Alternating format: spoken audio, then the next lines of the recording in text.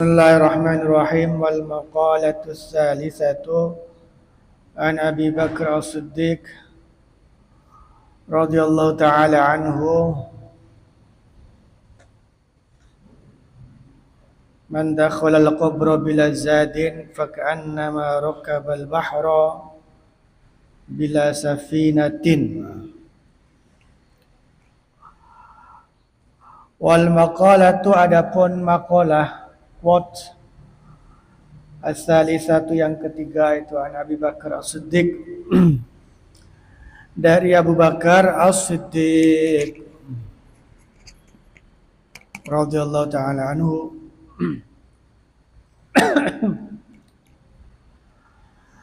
Jadi ini nasihat dari Sayyidina Abu Bakar As-Siddiq. Nasihatnya cukup singkat sebenarnya ya, tapi tentu syarat dengan pelajaran. Man dakhalal qabra, man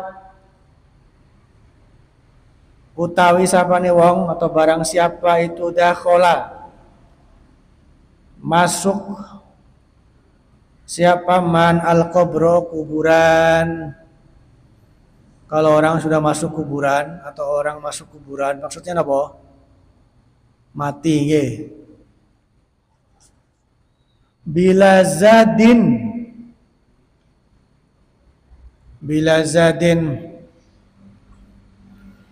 tanpa bekal.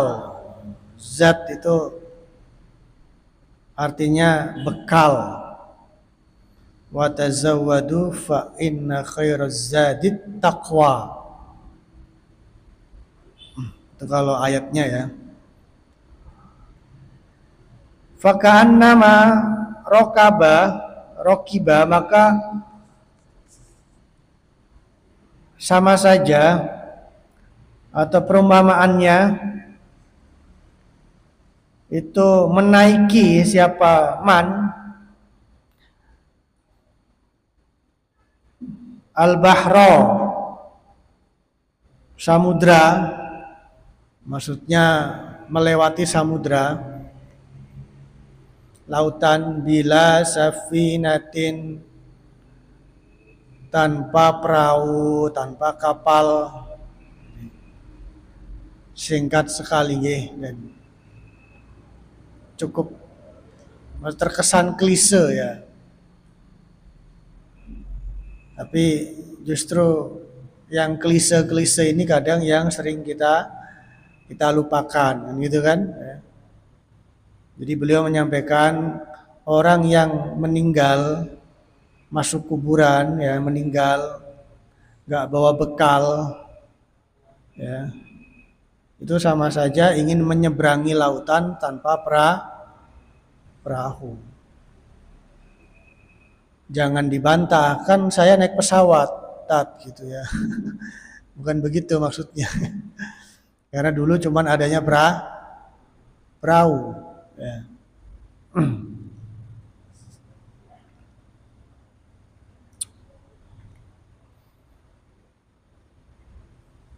Kemudian dalam syarahnya disebutkan ayfayaghriqu, maksudnya maka akan tenggelam siapa man gharqan, dengan tenggelam, la khalaso, yang tidak ada keselamatan, lahu bagi man, illa biman, kecuali dengan seseorang, yungkizu, yang akan menyelamatkan siapa? Seseorang hu, kepada man tadi. Nah, sebelum kita bahas kuburan lah ya, karena bahas kuburan itu sebenarnya ya menakutkan ya. Kita bahas perahu sama kapal dulu lah ya. Bahas kuburan itu menakutkan. Jangankan bahas kuburan, kita lewat kuburan aja masih takut ya. Sampai ada cerita, kalau nggak salah di kitab ini nih. Di kitab ini tuh ada keterangan Khalifah Utsman bin Affan itu suatu ketika mendapatkan penjelasan tentang tentang hari kiamat, ya kan ya. Itu responnya masih standar begitu loh ya. Kemudian dapat cerita tentang neraka. Itu responnya masih standar, tapi ketika beliau mendapatkan cerita tentang kuburan, beliau itu nangis. Ya. Akhirnya kan ada yang bertanya, loh kenapa jenengan ketika disebutkan neraka ya, kayaknya kok seperti responnya masih standar ya, bukan meremehkan, bukan. Kiamat juga masih standar. Tapi ketika disebutkan kuburan kok jenengan nangis. Jawab beliau ya, karena kalau di neraka saya banyak temennya. Ya kan? Di neraka itu masih banyak teman. Kalau di akhirat, di hari kiamat ya itu juga banyak teman, banyak temannya. Sementara kalau di kuburan itu saya sendiri, gitu kan. Saya sendirian, makanya saya nangis.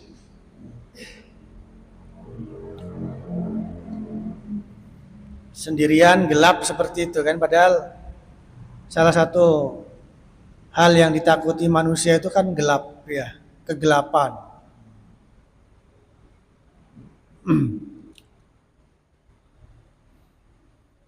Nah, kita bahas samudra sama kapal ya.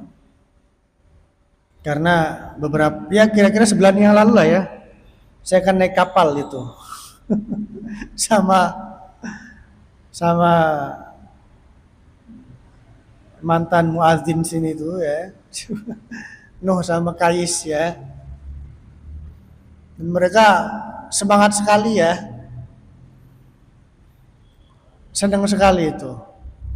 Saya tanyain gimana naik kapal, enak kan? Ya enak. Karena dikira naik kapal itu berat gitu kan, kotor ya. Padahal alhamdulillah makin lama itu fasilitas layanan itu makin bagus. Jadi mereka ketika mau berangkat itu ya di dek gitu ya. Mau berangkat dari pelabuhan itu mereka di dek ya, menikmati vibes kapal yang sedang berjalan itu. Nanti di momen-momen kayak pagi, siang, malam kayak gitu ya. Mau nyampe pelabuhan Makassar, mereka lihat lagi, ke dek lagi gitu ya. Jadi artinya naik kapal itu kalau bisa diagendakan lah ya. Terutama yang masih muda-muda ini ya. Karena naik kapal juga ternyata kalau cuma sehari itu ya, kayak Surabaya Makassar itu kan cuma sehari ya, 24 jam. Itu gak kerasa. Terutama buat yang pertama kali baru naik kapal. Apalagi naik kapalnya itu mulai dari malam hari. Otomatis kan terpotong waktu tidur juga kan. Berangkat dari Surabaya jam 10. Karena Masya Allah ya, kalau sudah di kapal ya kan, jenengan nanti semacam melihat miniatur Indonesia. Apalagi itu kapal kan sampai Papua nggih. Jadi ada orang Papua, ada orang Jawa, berbagai suku ada di situ, ribuan. Jenengan bisa ngobrol. Artinya bukan cuma perjalanan, tapi banyak pelajaran ya. Oh ternyata Masya Allah Indonesia itu seperti ini. Barangkali kita selama ini kumpulnya ya kan, ya relatif sama orang-orang Jawa aja lah, Pulau Jawa ya. Mereka ada yang profesinya sebagai pedagang, ada yang TNI, ada yang PNS, ada yang proyekan, ada yang jualan ya. Bahkan sebelah saya itu anak muda ya di bawah saya dikit lah. Dia harus merantau ke Maluku orang Probolinggo karena terjebak pinjol. Subhanallah. Kenapa terjebak pinjol? Ya karena main-main judol. Nah, kasihan itu, habis hartanya dan dia harus merantau sejauh itu ya. Malukunya juga Dobo. Dobo itu hampir dekat dengan Papua. Jadi naik kapal itu 6 hari. Nah, 5 atau 6 hari. Jadi artinya kenapa naik kapal ini penting lah atau berkesan ya, karena di situ kita bukan sekedar naik alat transportasi gitu loh ya. Tapi juga banyak sekali pelajaran-pelajaran, apalagi kita sebagai orang Indonesia. Yang Indonesia itu negara maritim. Negara kepulauan yang banyak suku, banyak bahasa. Jadi dalam perjalanan jenengan di kapal itu ya ada ribuan orang yang mungkin dari puluhan suku ya, puluhan bahasa. Jenengan temuin waktu di dek, jenengan temuin waktu sholat di masjid, ya kan? Jenengan temuin waktu antri makan. Ini makanya nih mbak-mbaknya sama uminya ini ya nanti naik kapal juga ya buat pelajaran.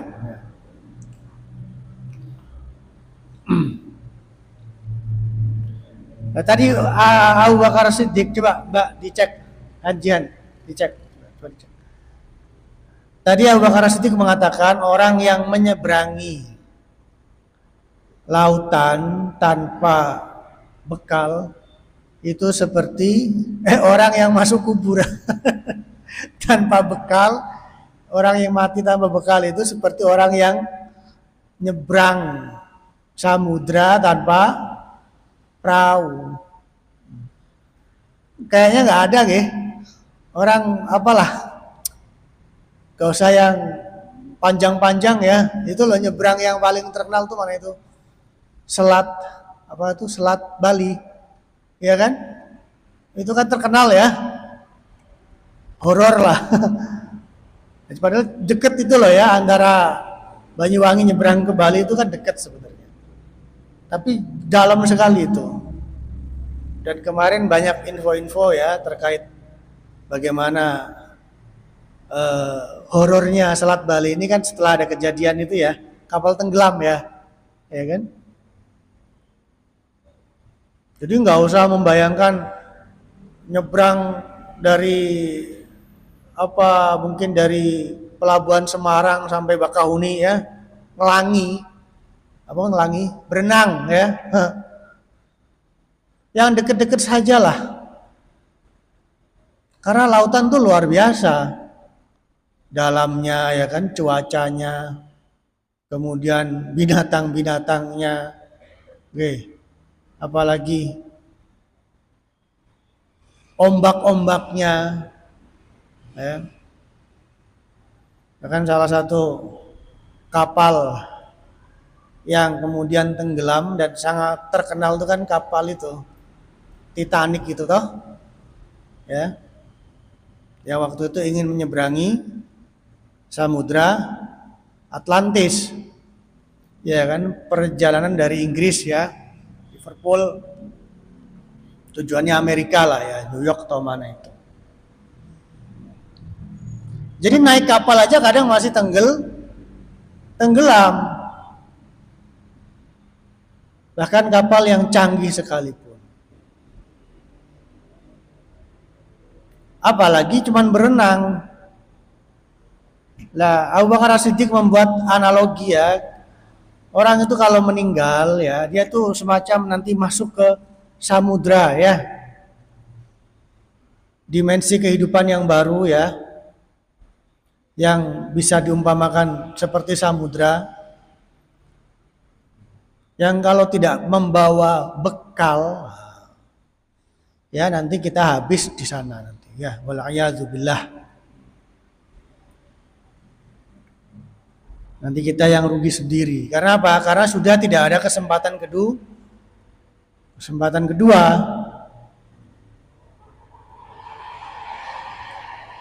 Nah, jamaah sekalian, saya pengen ya masalah bagaimana kita memaknai bekal dan membekali diri itu, saya pengen juga kita pahami dalam konteks kehidupan di dunia. Ya. Artinya tidak hanya di akhirat, di dunia kita juga butuh bekal. Wa tazawwadu fa inna khairaz zadid taqwa. Wattaquni ya ulil albab. Mana ada itu ayat Al-Qur'annya itu? Dan siapkanlah bekal, karena sebaik-baik bekal adalah takwa. Al-Baqarah ya.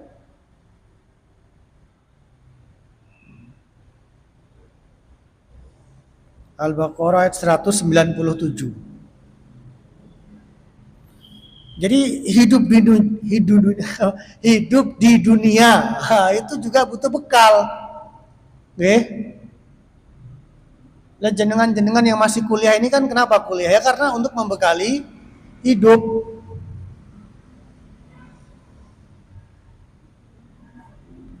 Makanya kalau kita perhatikan, orang-orang yang lebih mudah survive, ya, monggo yi.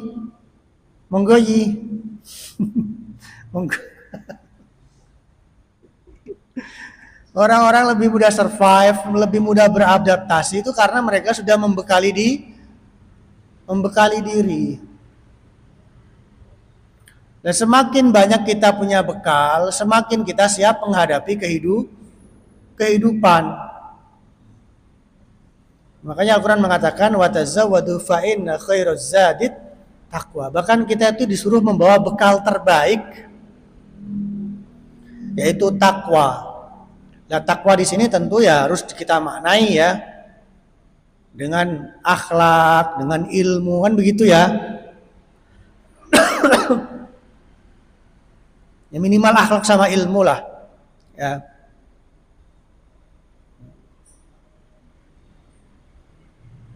Bahkan saya yakin yang masih muda-muda ini ya, itu juga pasti sering melihat ya. Fakta di lapangan ya. Kadang bekalnya pas-pasan saja kita kelimpungan,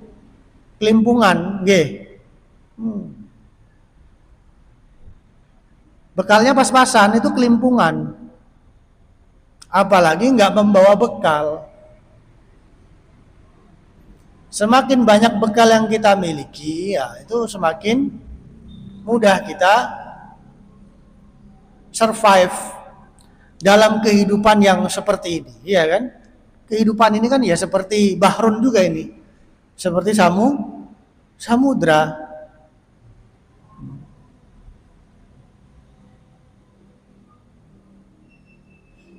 Nah ini pelajaran buat kita semua ya, bagaimana ya kita menyiapkan bekal untuk akhirat, juga menyiapkan bekal untuk di dunia untuk masa depan. Wal tanzur nafsum ma qaddamat lighad, ya kan? Bahkan ayat tadi yang saya kutip itu kan 197 Al-Baqarah itu kan konteksnya di dunia. Wa tazawwadu fa inna khairaz zadid taqwa.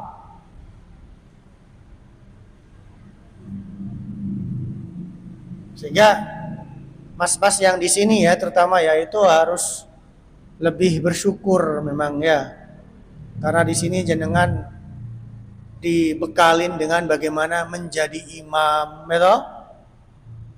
Azan itu juga penting di masyarakat nanti itu.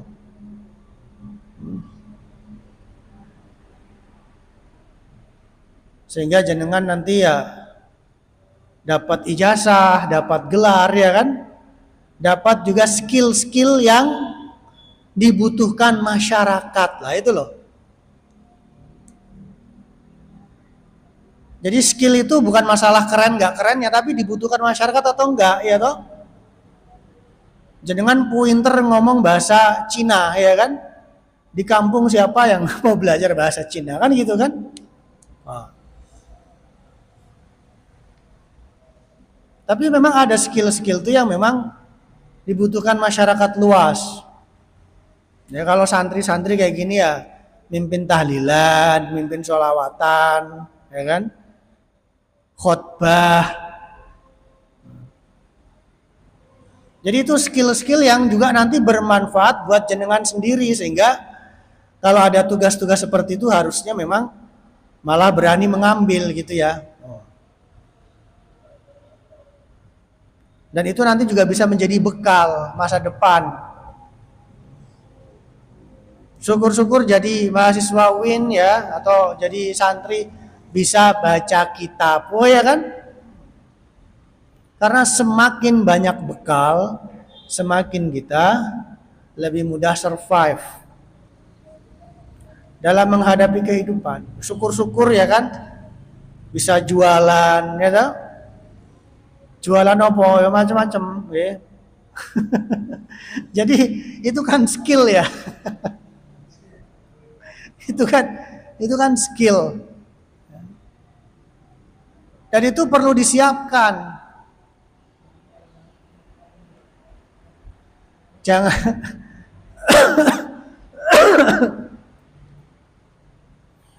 jangan sampai kita mudah merasa puas diri gitu kan ya. Mudah merasa puas diri atau kemudian menyia-nyiakan kesempatan, ya kan? Padahal nanti kehidupan kita itu kita kan nggak tahu ya kan. Akhirnya kita menyesal. Waduh, saya disuruh khutbah, ya. Ternyata jenengan-jenengan nanti seneng anak kiai ya toh. Anak kiai kan biasanya kon khutbah. Wah, alhamdulillah dulu waktu di Purwokerto udah biasa khutbah. Kan gitu kan? Jadi berbagai skill itu diasah.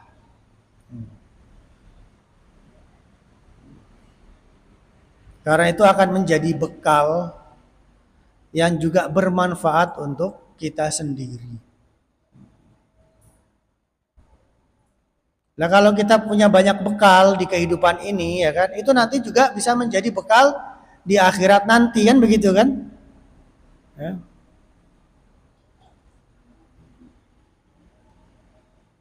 Karena kehidupan itu banyak yang tidak bisa diprediksi.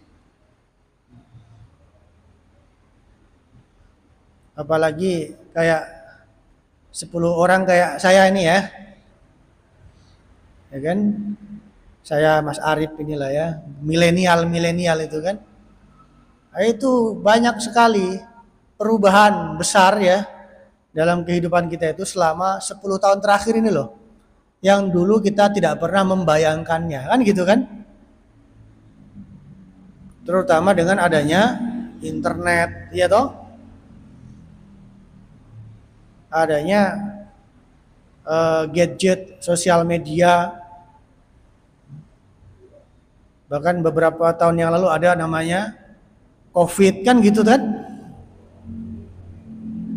Jadi ada hal-hal seperti itu juga dalam hidup. Sehingga ketika Al-Quran mengatakan wa tazawwadu fa inna khairaz zadi taqwa, dan siapkanlah bekal khususnya takwa ya, atau bekal berupa takwa, yaitu karena tadi supaya kita lebih kokoh. Takwa itu kan artinya kuat toh. Takwa itu artinya kuat. Jadi kita agar lebih kokoh dalam menghadapi ujian-ujian kehidupan. Dinamika kehidupan. Nah, teori sederhananya seperti itu. Ya. Jadi jangan sampai kemudian wes opo engko lah, opo jare engko ya gitu kan ya.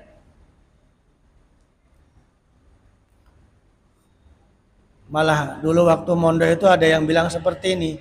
Ya kita serahkan saja sama yang ngecat Lombok. Loh kita itu manusia bukan lombok, bukan cabe kan begitu kan ya. Maksudnya cabe itu kan nanti wayahe abang ya abang, wayahe hijau ya hijau kan gitu kan. Hah? Loh kita itu manusia bukan cabe, masa kita disamakan dengan cabe? Ya. Artinya perlu ada ikhtiar.